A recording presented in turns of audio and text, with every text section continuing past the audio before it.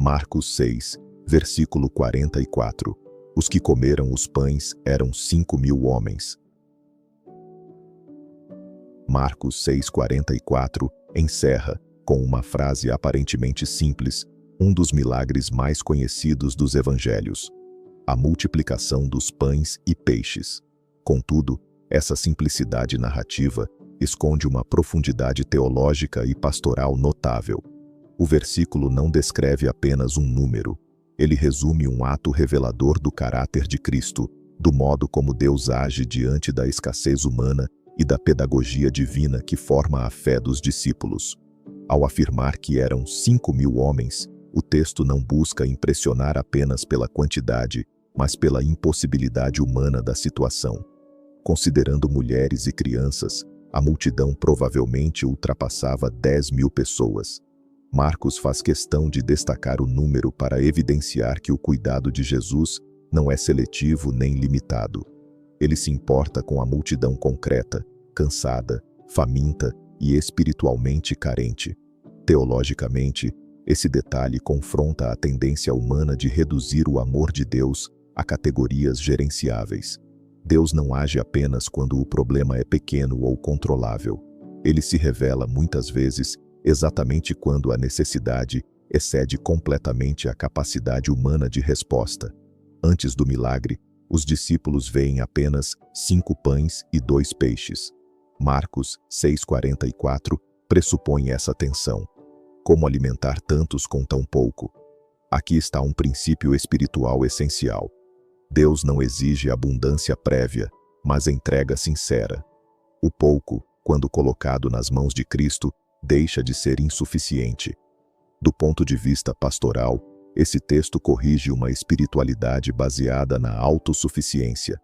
Muitos adiam a obediência porque acreditam não ter recursos suficientes, emocionais, financeiros, espirituais ou intelectuais. O milagre ensina que Deus não trabalha com o que nos sobra, mas com o que confiamos. O contexto imediato do versículo revela que Jesus teve compaixão da multidão, porque eram como ovelhas que não têm pastor. Marcos 6,44 não é apenas um relato de provisão material, mas o cumprimento de uma imagem profundamente bíblica. Deus como pastor que alimenta o seu povo.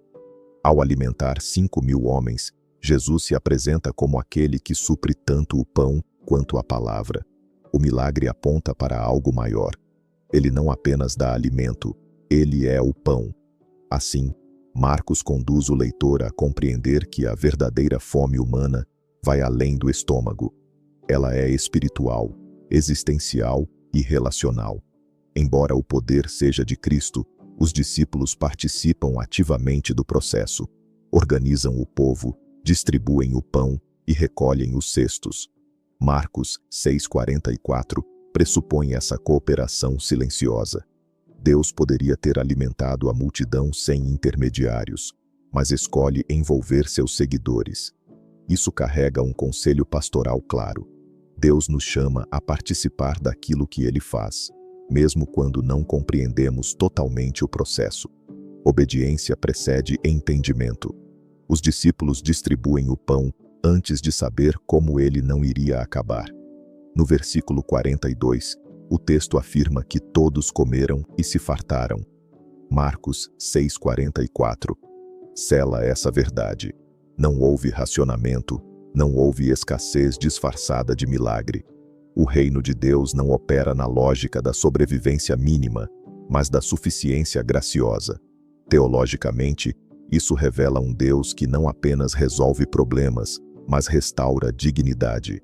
A fartura aponta para a generosidade divina e para a promessa escatológica de um reino onde não há falta, medo ou ansiedade. Marcos 6,44 nos ensina a reinterpretar nossas limitações. O que parece pequeno demais para nós pode ser exatamente o que Deus deseja usar. A pergunta não é quanto temos, mas em quem confiamos. O milagre não começa no pão, mas na disposição de entregá-lo. Esse texto também nos convida a olhar para as multidões ao nosso redor. A fome continua existindo, física, emocional e espiritual. Ser discípulo é reconhecer a necessidade e, mesmo sentindo-se insuficiente, permitir que Cristo nos use como instrumentos de provisão. Marcos 6,44. Não é apenas o encerramento de um milagre, mas a afirmação de uma verdade eterna. Nas mãos de Cristo, o pouco se torna suficiente, a multidão é saciada e a fé é formada. Deus não espera que sejamos capazes, Ele espera que sejamos disponíveis. E quando confiamos o que temos, descobrimos que a provisão divina sempre excede nossas expectativas e nossas limitações.